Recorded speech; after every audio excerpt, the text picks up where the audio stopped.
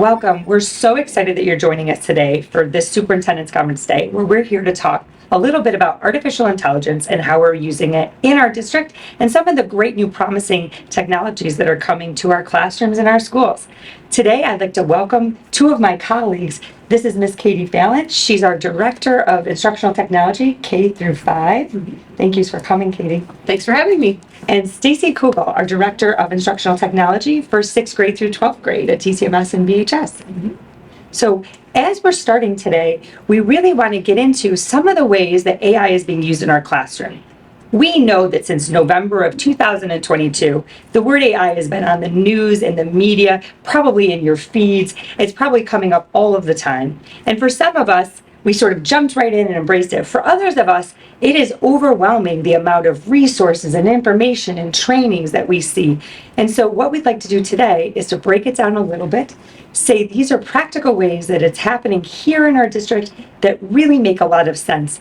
Stacy, I know that some of the AI kind of media side hyped up with ChatGPT in November again of 2022, where OpenAI released this amazing new chatbot. Everyone was saying this is definitely a very different time in our world. Do you want to talk a little bit about chatbots? What are they? What do they do? How do we use them? Sure, Tracy. So I think that when ChatGPT came to the surface, we were all a little scared about what it can do, but we were also very excited about how it could help us out. It's a robust version of Googling things, and it could provide you with all kinds of information with great detail and create things for you, which was a great time saver in many ways for people in all professions. As educators, I think our most pressing concern was our kids going to use this to cheat? Are students going to now cheat? Are they going to lack the creativity, critical thinking skills? And while that is a bigger conversation, I think that we can look at it with a positive mindset in regards to teacher productivity. And now, since chat has evolved, we have Google Bard, which is now Gemini, and Microsoft Copilot that can aid in teacher productivity with creating all kinds of wonderful things for teachers to save them time, but also maybe start as a foundational piece for some building blocks in working with their students and differentiating instruction, again, curating resources for their classroom and showing responsible use of it. Great. I'm so excited. And I think that you prepared a little clip for us today to watch on Copilot. I did. I prepared a clip on Microsoft Copilot, which is available through the Edge browser, which you all have. So take a look and see what it can do for you. Good morning. I am going to show you how to use Microsoft Copilot, which is available through your Microsoft Edge browser. You may not have been aware of this. This is very similar to Gemini, which is also known as Google Bard and ChatGPT. First, we'll begin by opening Edge and then finding this icon in the top right-hand corner, which is Copilot. Once you click on that, it will open up a larger screen, and it'll give you the option to chat or compose. So first, I'm going to demonstrate the chat feature. You'll see here that there are some prompts for you to choose a conversation style, and then you can ask it anything you want to ask it. So I'm going to ask it, what are central themes in the novel To Kill a Mockingbird by Harper Lee? Include quotes from the novel to support these themes. And let's see what we get.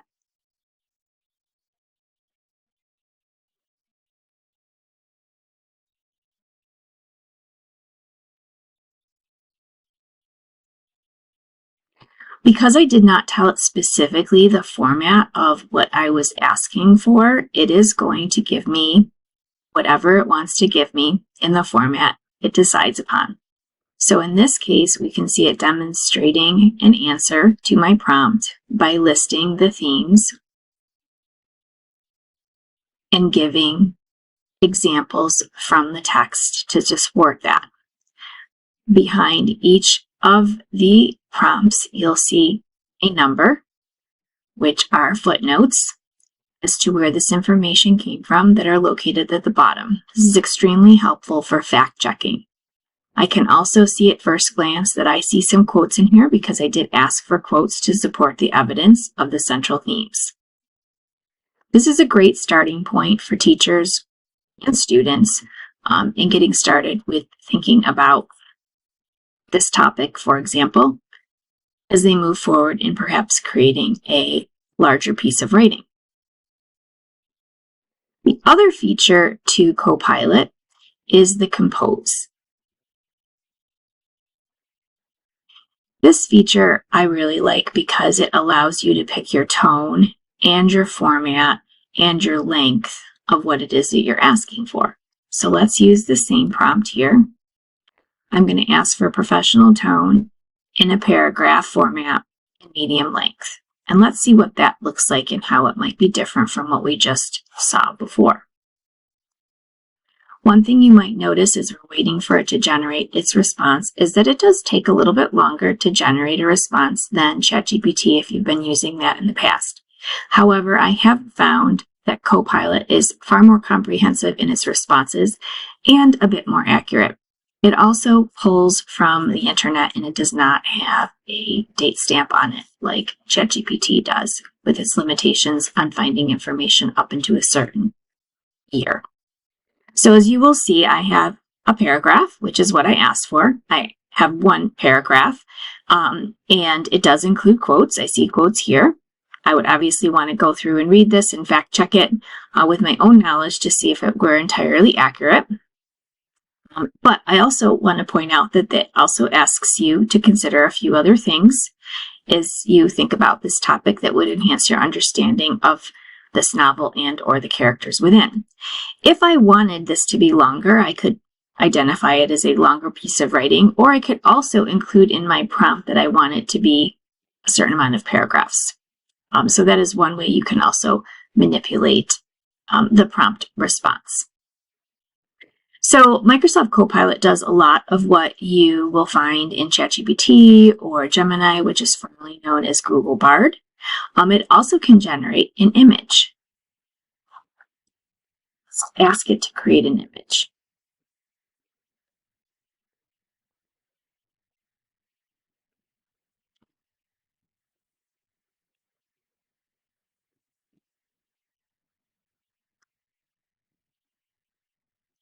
ChatGPT cannot create images. Google Bard, also known as Gemini, can also create images as well.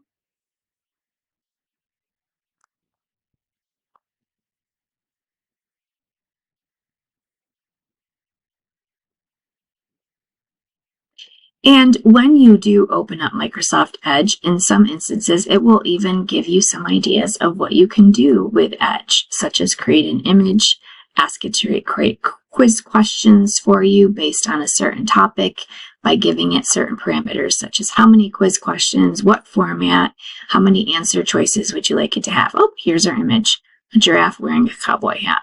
Well, that's pretty close. So Microsoft Copilot, again, is found in the Edge browser in the top right-hand corner. It is available to you. It is not available to your students at this point, so it's really just a teacher tool.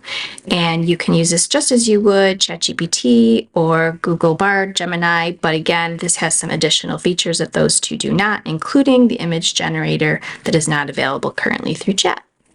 Stacy, that is really impressive what Copilot can do. And one of the things I love is that it's part of the Microsoft suite that's already built in to what we've been using here in the district in our Outlook and our Edge. And so I'm kind of curious, though. I think a few other teachers are using some other products that aren't necessarily Microsoft products, correct? Correct, yes. And Microsoft Copilot is very exciting. And there's also another exciting tool that Linda Palmer is going to demonstrate using, which is Gemini, formerly known as Google Bard. And as she will see that she is engineering some prompts during her demonstration, she's going to tweak it to get exactly what she wants. And she will show you that it does have 3 different draft versions that it produces, which is pretty cool for differentiation and for getting exactly what it is that you're looking for in the final product. Okay, so I just wanted to show you Gamma very quickly. Gamma is very easy. It just makes an interesting presentation very quickly, and then you can modify it after the fact. So what I did was I opened up a document here. This is just a handout that I give to parents. Actually, it's an old one from a few years ago. A handout for parents, and when I just copy all the text that's in it and go back to Gamma and create a new one, generate, and it will, if I just make the presentation, if I'll just type the text in, it generates an outline, introduction to Spanish class, why it's important to learn Spanish, goals for the class, curriculum overview. It took all of this information from the parent handout that I had, and then if I had enough money or credits, I would be able to, or if I had the membership, then I would be able to click continue, and it would create a presentation for me based on all of that. So I will show you a quick example of one that I did previously. In my class, I showed my students how we could do this. One of my students volunteered that she wanted to see a presentation made about Josh Allen. So in about 14 seconds, that's not an exaggeration, it was extremely fast. It made this presentation about Josh Allen, a little bit of his background, what his strengths are, the draft, performance in his rookie season. And again, it's editable, so you can go back in and modify it, add something to it. Maybe if you don't like the pictures, you can change them. You can add stats if you're interested. It's very, very simple, but you have to have the membership or you get only free 8. You get free 8 presentations. So that was Gamma, and now I want to show you Gemini, which is formerly known as Google Bard. That's when I started using it. I really enjoy this one. When I'm just looking for ideas to use with students, I'll just type a thought in there and it will generate something for me. And then I can tweak it, I can change it, and then you learn what prompts work the most effectively. So just as an example, today I needed students to do an activity with indirect object pronouns in Spanish. I'm a Spanish teacher, so I always want to make sure that I mention in Spanish, because I've learned in the past that if you don't, then it will generate whatever you want about grammar in English, strangely enough. So for example, I might say, create a worksheet, which is the least interesting, but it's just something quick. Create a worksheet about Spanish indirect object pronouns using, now I have to be specific, novice level Spanish, appropriate for middle school students. If I don't use the novice level construct in there, then the language is too high for my students. Indirect object pronouns is already a complicated grammatical topic, so I want to make sure that I get it as approachable for the students as possible. I still will need to edit in the end for the record. So then you just click the arrow and it generates, okay? So it's going to give, so it says, give a gift. Today we're learning about special words in Spanish that help us talk about giving things to others. And it explains indirect object pronouns. For the record, you notice in the prompt, I didn't ask it to do that, but that's okay. I don't mind the review, and I could always cut it out if I'm interested. And then here it gives me some fill in the blank, it looks like, activities where they have 3 choices of which pronouns to use. Another activity where they're going to come up with it on their own. They're going to have to translate a sentence. It's a pretty tricky activity, so I might skip that one when I'm putting this into place. And then there's a little review at the end of it. All right, please know that it's going to give you some other options. So if you look up here, it says show drafts. And this is just draft 1. It will generate 3 drafts. And when I first started using this, I observed that the first draft was always the more complicated and the third draft was always the most simple. So I'm just going to briefly look at those and see if that holds up here. Explanation looks fairly similar. Now instead of 3 choices, they have 2 choices. It's giving the English translation, which I don't always like, so I'll have to go through and delete some of those things. I'm not sure it's easier, but it had them drawing something, which is a very approachable thing for middle schoolers. And then let's look at the third draft. Okay, so this looks like it's got a little bit more explanation in English of what the indirect object pronouns are. Great, and it tells you what the correct answer is as well. So this does look like it's a little bit more approachable than the first and even the second draft. So when I decide that I'm interested in it, all I do is click on more, and I can copy, and it will copy the draft that I'm on, and then I can paste it into a Word document, which obviously is very editable. And of course, you always want to look over your work and make sure that it is not just approachable for the students and doable for them, but that the directions are clear, that everything is spelled correctly, that all the punctuation is there. I've noticed sometimes it leaves out upside down Spanish punctuation.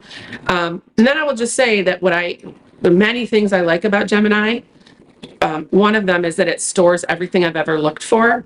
So you can see that all of the options that I going way back, I was able to see what other things I've done. So I don't have to save everything into a Word document just to archive the interesting things that it's given me. I can just go back here and look at this. For the record, one of the coolest things that I liked about this, and one reason I would love for students to do it, is that I could enter a prompt here asking for something cultural. So just for a quick reference, we do a lot of Spanish culture. And if I want them to come up with a menu, we're working on a food unit in 8th grade, 8B. If I want them to look at a genuine menu, sometimes they can be tricky to put your hands on. But you could have AI in Gemini make it for you and then send students to the internet to find pictures of those items. That was something that we did last week. It was very interesting. So just as a quick example, create a menu of at least 5 foods commonly eaten. You have to be very specific in Spain. And of course, if I don't like this prompt in the end, I'll tweak it again and have it come up with something. Include suggested prices in euros. Let's see if that's enough. I think that might be simple enough. Let's see what it spits out. All right. So it talks about, I love this. It talks about tapas. Tapas are small, like appetizer individual appetizer portions that are commonly had with a drink around the early evening hour after work hours, potentially. So it's showing here a variety of items, not just tapas, again, the appetizers, but it's showing the main item. And then it's showing drinks, including beer and wine. So maybe that would be edited. And then churros, which is a nice dessert. And notice it's describing it in English. I could go back and tweak the prompt and make it describe those in Spanish. Notice the currency is written in euros, but it's also written with a comma because in Spanish, the comma and the decimal point are flipped. So it would be $2.50 is what this is writing, even though it's written with a comma. But again, a fun cultural activity is to then send students to the internet, find out what patatas bravas are, find out what tortilla española is, find pictures for that, and then it's a cultural exploration as well. One more thing that I've created that I really enjoyed, and I found it to be maybe the smartest use of my time. Right before vacation, I decided I was going to show a movie to my students. And I don't typically watch a full movie, but I always want to have a movie guide for them and just show a segment of the movie every day. So what I did was I went into Gemini and I explained that I wanted to create a movie guide that we used to have to go to outside sources and pay lots of money for them to create for a movie. And then I specified, make it be something that we could watch in 20 to 30 minutes a day, include a vocabulary list for every day, maybe 4 or 5 words, and then 5 questions. And I want those questions to be in English so that the students can share what they've understood about the movie. And then it spits this out. So this was my prompt, create a multi-day plan for showing the film. I named the film. Pardon me. Again, I addressed that it's a middle school Spanish class. And then it gives me the fact that I'm going to show this movie in 3 segments. They're going to be 30 minutes apiece. It talks about what's in the segment, what is the topic of the segment, the vocabulary that we'll have to focus on for that day, and then the questions that the students will have in English.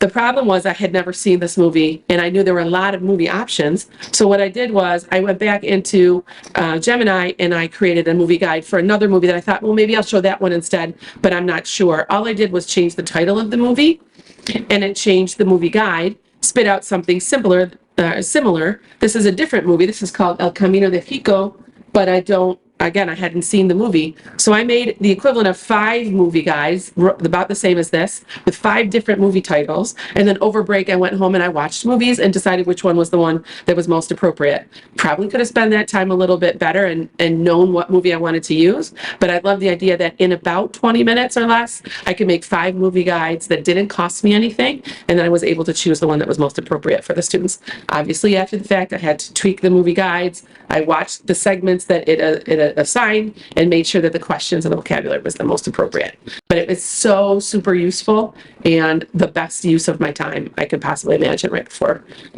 showing the movie. It was great to see Linda and how she was using these tools for both presentation and instructional materials, and you can too.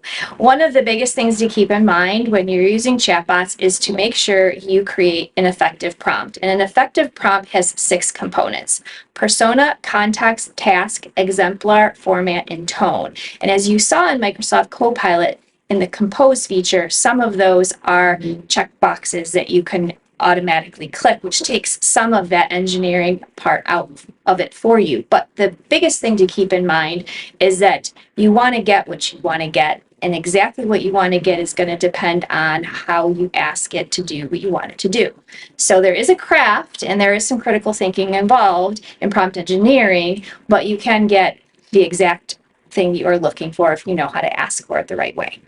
And just like teaching, I feel like, Exactly. we're experts at that in our field of being able to say it just the right way to get exactly what we want to get across. So I definitely agree with you.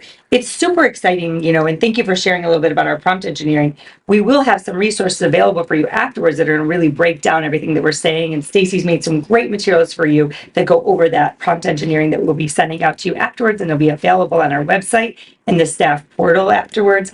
But again, it really is, the better you ask, the more that you can get into the role of the person that you want it to be in and give it that context. The richness of it really does come out, as we saw with Linda. And I love that feature with the drafts, seeing those different drafts and seeing how it definitely differentiates a little bit and how you can see those different things.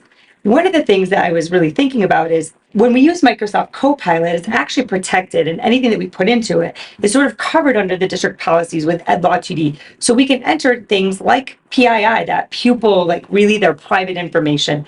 But some of the tools like Gamma, like Gemini, aren't necessarily protected under our government and under the state laws that would allow us to use those in district, which can be a little bit frustrating, but really such a great thing that she did there with the movies and the entire prompts that she was offering, that to give her some really great classroom resources. Yes, she's really using it very effectively to maximize her time and to create some really great resources for her students. Yeah. And Katie, I know that over on your end of the world, down K through 5, there's some really exciting things going on in a platform that is sort of Ed Law 2D compliant and secure. That's right. K-5, we've been having fun with magicschool.ai, which is an AI platform that has a chatbot named Raina built in, but it also is a little unique for education because it's tailored for teachers, and there are hundreds of subcategories that help you identify what you'd like to do and choose from.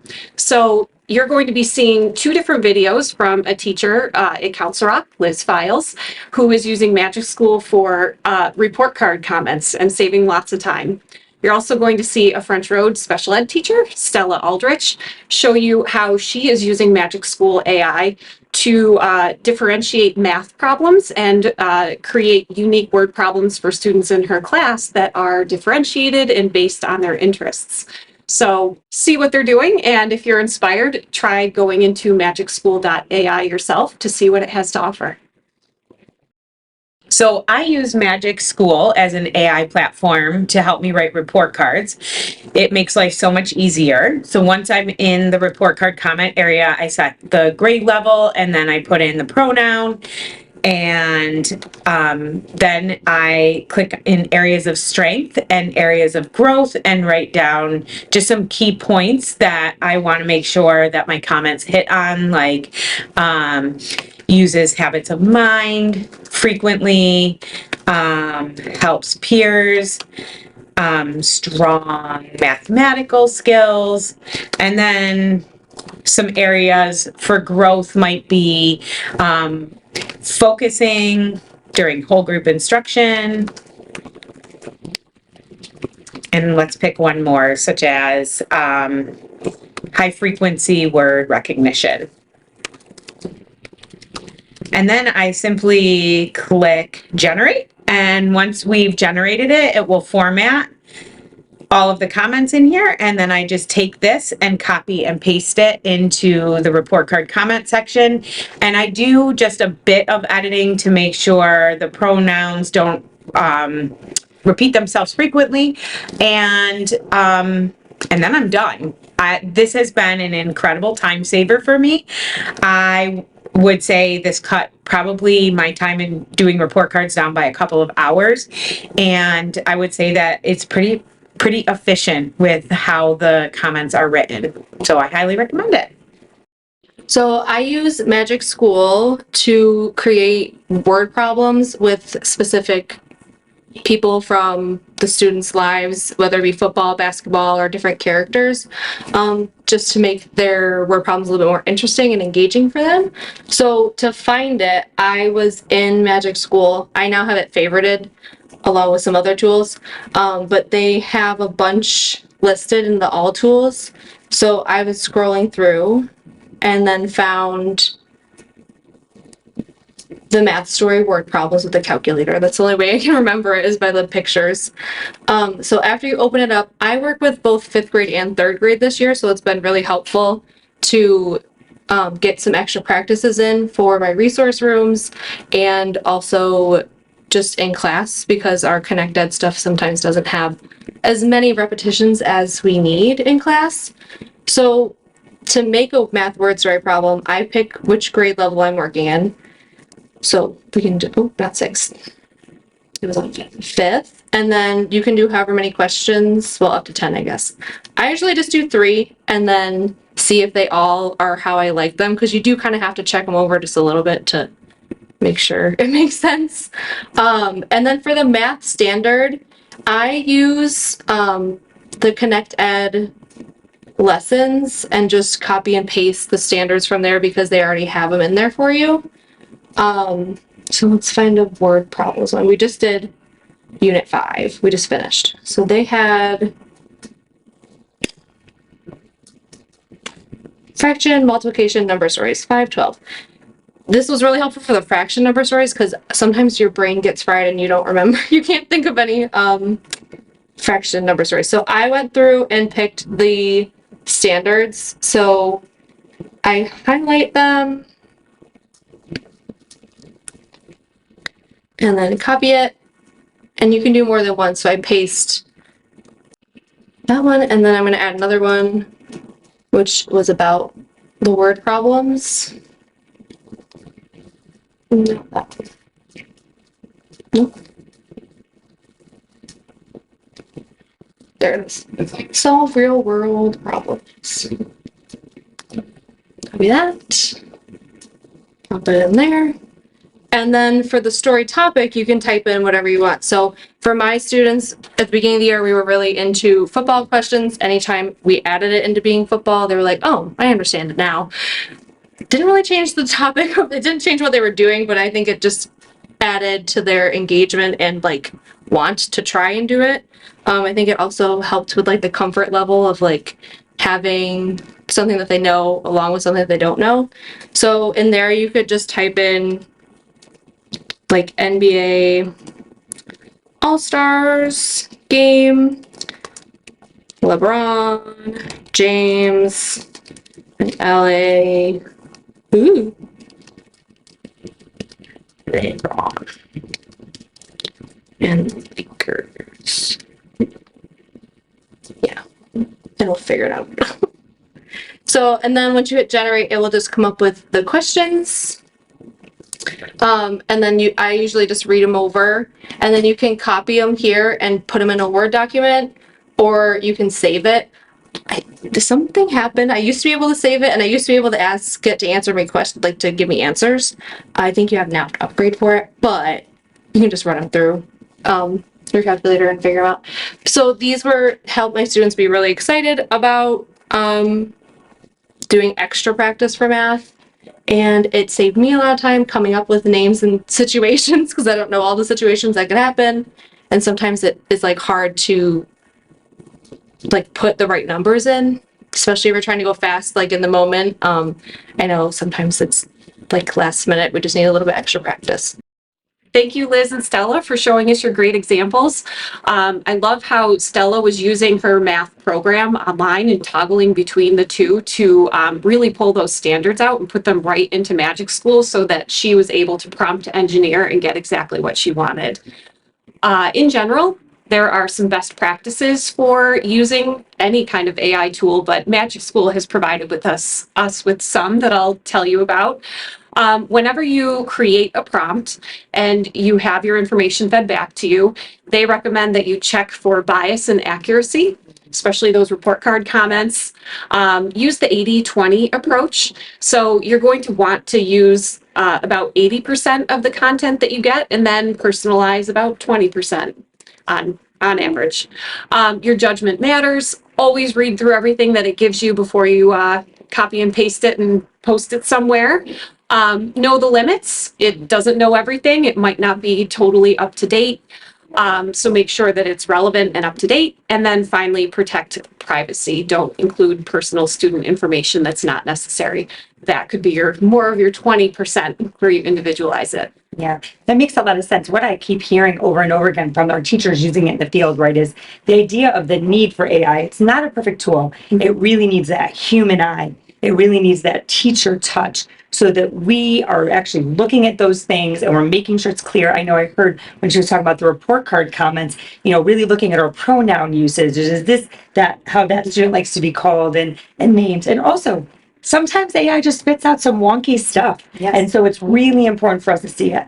So excited about Magic School because you were talking earlier about there are literally just hundreds of different uses in there that are pre-built, whether you want to make a lesson plan, whether you're making a worksheet or a handout, some of like what we saw Linda use, but I think it actually even spits it out in a format that's really user-friendly.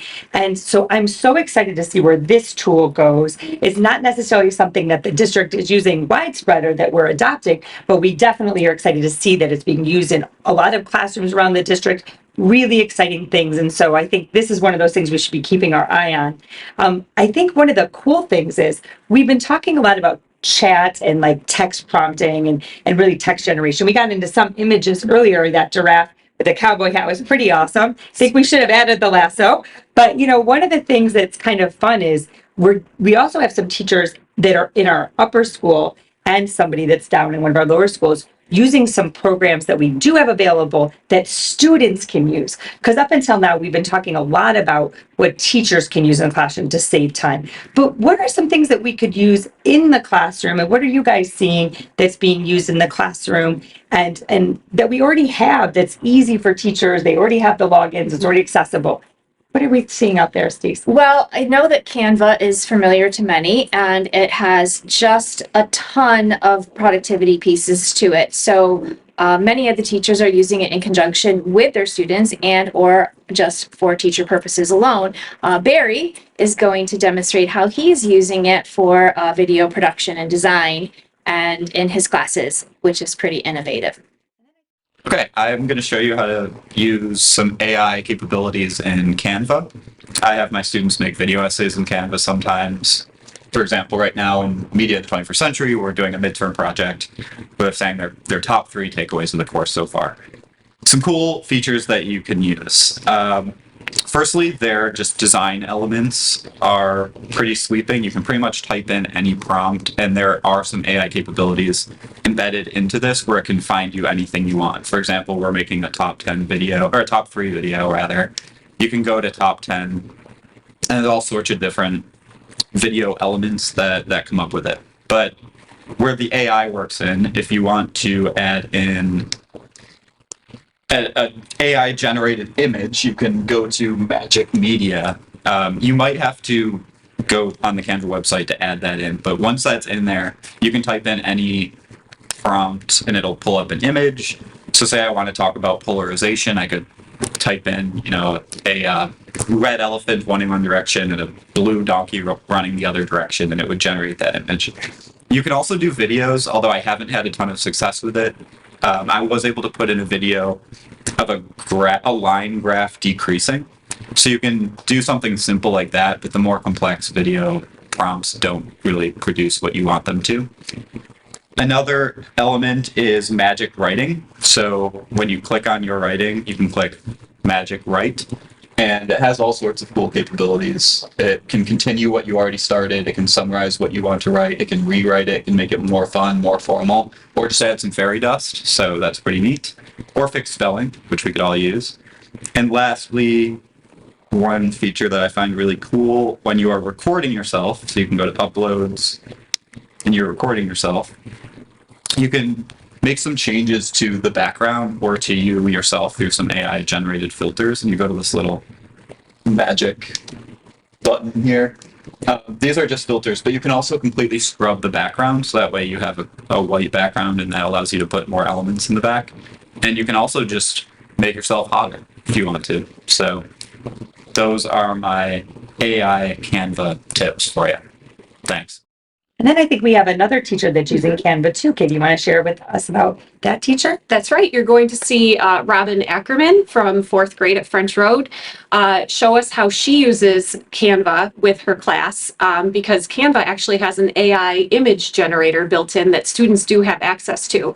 So she developed a really cool lesson where students are using their own prompts to develop unique AI pictures that are part of a project. Fantastic. I can't wait to see those. In the 4th grade ELA program of Wit and Wisdom, we talked a lot about the figurative and literal heart. And one of our projects within Canva was to create posters that described the two. And within Canva, my students were able to go into the Elements tab, but scroll down to the AI image generator.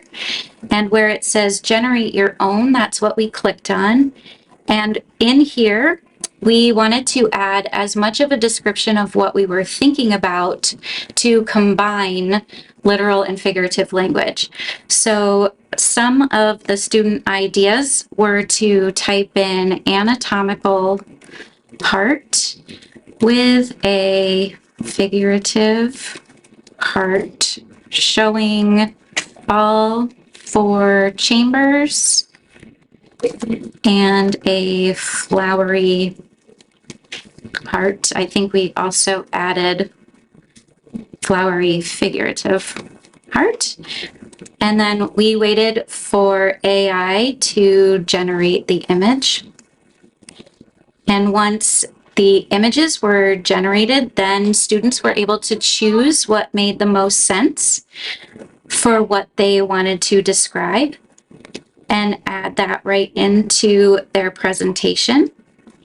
If we go back and we scroll down just a little bit, we also had the options of changing our images a little bit. So if we go up here and we add a different description, we're just gonna, this time we'll just put in figurative heart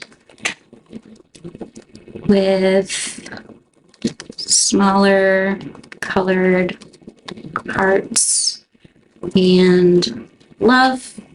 We'll go down here and we'll choose, this time let's try anime, and generate our image. And AI is creating the image based on exactly what we put into our words, versus if we choose clip art, which is pre-made images. And so based on what we said, this is what the AI generator came up with for us. This would be a very popular one in my class, so we'll add this one. We also utilized creating videos. The videos do take a little bit longer to generate. That is something that Canva is still working with. So if you have patience, you can also generate videos. Thanks. Just thinking of all the things that we could do with that is so cool. I, as an art person, I love seeing the image generation. It's a little scary though, right? Because we're talking a lot about ethics and student work here, and really just the idea that how do we start to know where kids are being creative, and how do we know where their thinking starts and stops and what they're taking from there? We do know that a lot of teachers in our district are using tools to detect AI use, like Turnitin.com when we still get Schoology, but it really is going to take us teaching our students and really helping them understand some of these things. A lot of people have been asking about policies, and we'll talk a little bit about that as we go on, but really truthfully, I think that the scary part of AI. And so, Stacey, are you seeing a lot of teachers overwhelmed, or are they fearful about some of these tools? I think teachers are both excited about the use of these tools for themselves, but also what it can offer to their students with regards to a starting point for their thinking. So, for example, a student who is doing a research report might reach out to one of the chatbots to investigate some other angles or some other keywords that they might use in their database searching for that material, which I think is very exciting. So while the students can't access that technology in-house, the teachers can demonstrate how that might be used for their own productivity. I do think there is some trepidation with this because we are worried about the ethics behind it and the academic honesty and integrity. So my advice to teachers would be this, that when the calculator came out, we were all worried about us not being able to do math anymore. And then Cliff Notes came out, we were worried about teachers or students cheating on reading their novels. And then the digital platforms came out like Shmoop and Spark Notes, and we worried about them accessing that. So they've always had access to additional materials that would help to support their learning. So this is just another facet of that in the technology revolution. Yeah, and while it's a little bit scary still, and there's so much coming at us so quickly, I also think that there are amazing things that this AI allows us to do in our classrooms and to provide an equitable space for all of our students' learning. Katie, I know that we're going to be seeing a clip of that you created for us, really talking about accessibility and equity. Do you want to introduce that? Yeah, absolutely. I'm excited to tell you about how our Council Rock Enel department is looking into different ways that they can use AI to translate different platforms that they have in different languages. So in the upcoming clip that you'll see from me, I'm going to show you how Canva can translate any presentation that you've created into hundreds of different languages, and how PowerPoint actually has a new feature that uses AI to have closed captioning in any language underneath the presentation as you're giving it live, which I think is really cool. It's very cool. So here at Council Rock, our Enel teachers are exploring the benefits of AI-powered translation tools. Platforms like Microsoft PowerPoint, Canva, Parent Square, and Seesaw are using translation software to break down language barriers. Teachers can now communicate more effectively with students and parents who speak different languages. This new technology with AI really fosters an inclusive and collaborative learning environment for both students and parents and makes everything so much easier. I'm going to demonstrate two. The first one is Canva. Any Canva project that is made can easily be translated into over 134 different languages. So this AI tool right here, Resize and Magic Switch, when you have your project open, if you click it, you can see it says it's new, it's translate. You can select your language. They have 134. Click on anything you want. Let's do Japanese. You can apply it to one page or all your pages, and then you can choose if you want to translate existing design without creating a copy or create a new one so you have additional. So I'm going to make a new copy, click translate. It thinks for a moment, and then you can open the new translated presentation. So now you can see that my Canva project is translated into Japanese, which is pretty neat. So it's super quick, and then you could have multiple copies for different families or students who are different language speakers in your classroom. The second one I'm going to show you is in PowerPoint. They also have the translation feature similar to Canva, but they also have live translation, which I think is super cool. So I'm going to show you how this can be done.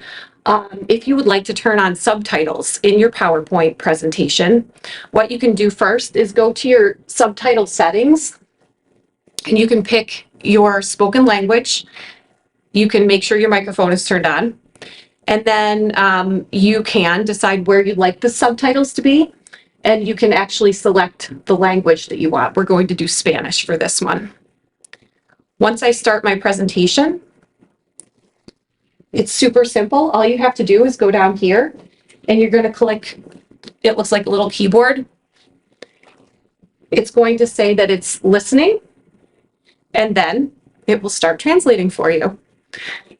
I just think this is so helpful if you're giving presentations to families that meet the teacher night, or if you have a parent conference, you could have this playing off to the side. Or if you have a student in the classroom who's learning a new language, you could have this playing with your PowerPoint. So there are two examples for AI translation tools. Thanks.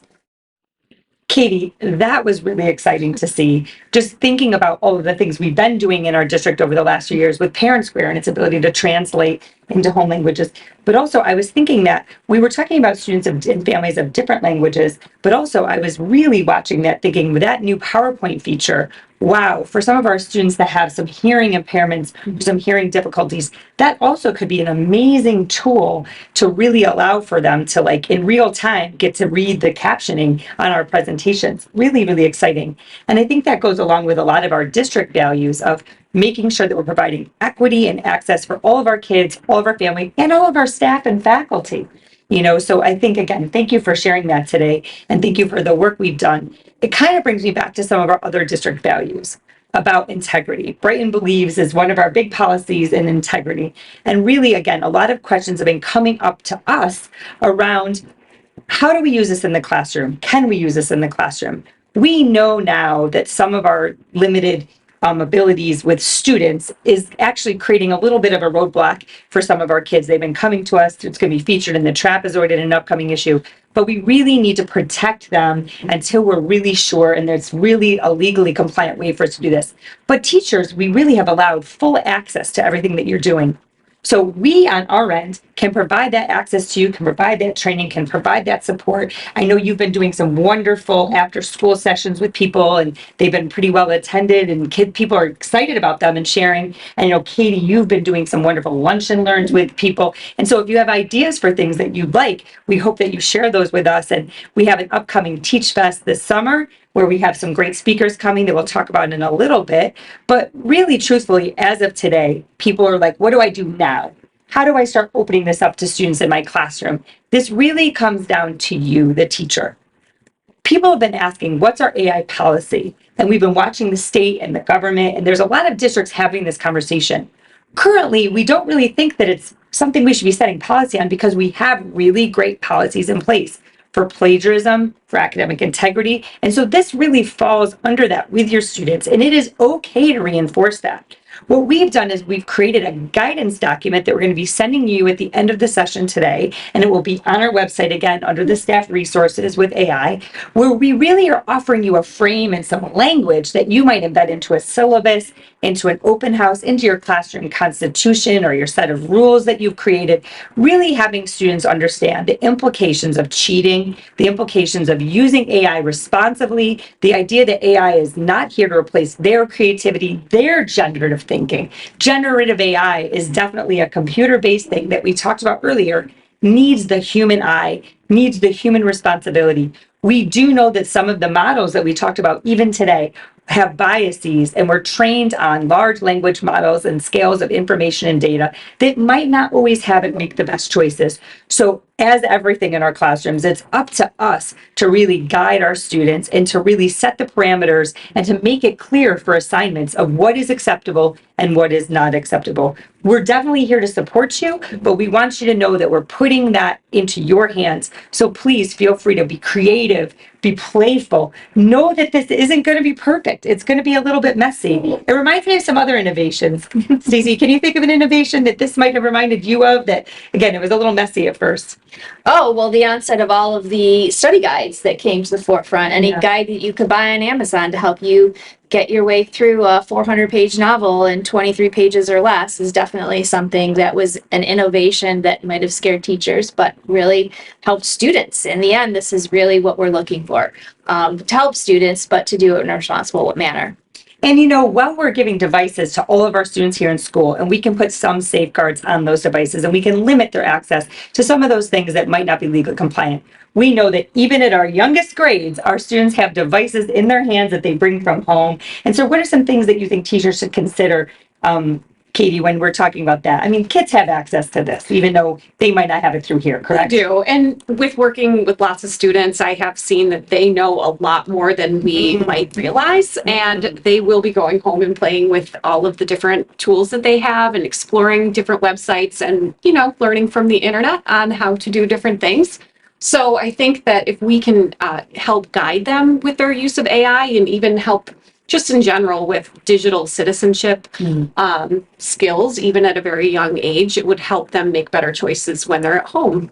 And I also think, Katie, that while we are showing them and telling them how to do those things, we need to be honest with our own use of it too. Like coming clean. I use this, students, to make your quiz today. I used AI, but letting them know the process that you went through to do that, and then it wasn't a perfect process, and it was messy, and you did find errors, and these are the things that you had to do to clean it up in order to make it efficient for the task that you were giving them. Kind of thinking about that 80-20 rule. Yeah. Well, it can be helpful 80% of the time. That 20% of the time, it really does need us. And also, one of the conversations that I've been having at a multi-district level is the idea of the best prompts are engineered by students who really understand the content.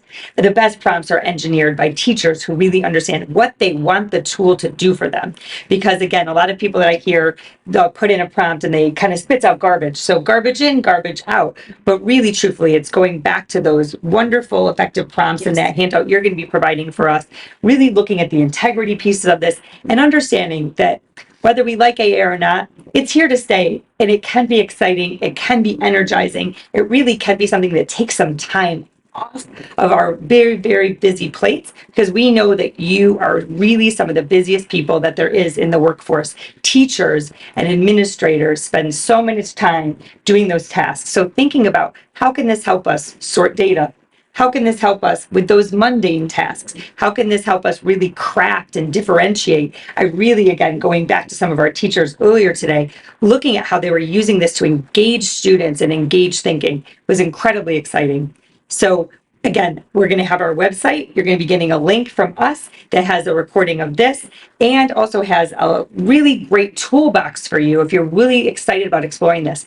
But this leads me to talk a little bit about one of our upcoming things that's really exciting for us. Yeah, Teach Fest on July 25th from 8 to 3 in district office, where we will be exploring many of these topics in depth and going a little bit deeper. So if you are interested in learning more about AI, please take a look at the offerings as it will be emailed to you shortly. We have a special guest joining us at Teach Fest this year. Her name is Monica Burns. She is a nationally known instructional technology guru, and she's partnered with MIT and is doing some really innovative work and is really up to date on all of the new AI tools, along with lots of other different instructional technology tools. So she'll be there with us for the day as the keynote speaker and then running sessions all through the day to help us really learn a lot more about AI beyond our walls and our district and what's happening nationally. So we hope you can join us. And we also have many of our own teachers that'll be That's joining right. us as well. Yeah. Lots of great Our stuff. own in-house experts. Just like we saw today, and we have a lot of thanks to give. First, I'd like to thank you, Stacy, and you, Katie. You guys are wonderful partners every day of the year. But we also want to give a huge shout out to the people who helped us today. Linda Palmer, Liz Files, Stella Aldridge, Barry Rogan-Mosier, Robin Ackerman. You guys really stepped up for us. We're so appreciative and really allowed us a little bit of a glimmer into your classroom. And so again, thank you so much for the time that you spent. For all of us at the end of this session, as we're coming to a close, we have a thought exchange link that we're going to be having up on the screen. It's a QR code. We'll also be sending that out to you today. We really would love your thoughts and opinion. Is there anything today that motivated you and excited you and that you can't wait to even just go in and try and tinker with a little bit? Or is there questions that you have that are burning that you're sort of like, I really saw this and I'm curious about this? Now you know that Stacy and Katie are always available. I'm always available to you. We hope that you have a wonderful rest of the superintendent's conference day, and don't forget to take the thought exchange. It's really important for us because again, it gives us the feedback we need to craft this upcoming Teach Fest and to start shaping. I hear that we might be doing a little bit more AI during our superintendent's conference day in the fall. So this is your chance to have some input and to guide that. And thank you again both for joining me. Thank you to Eric Gruner for helping us with this amazing video. It means more to us than you could ever know. We know this is a very busy time of year for you, and it's really from our hearts that we say thank you, and thank you both again. Please take a moment to use this QR code and provide feedback on today's program about AI in the classroom, as well as offer suggestions for Teach Fest and future Superintendent's Day conferences.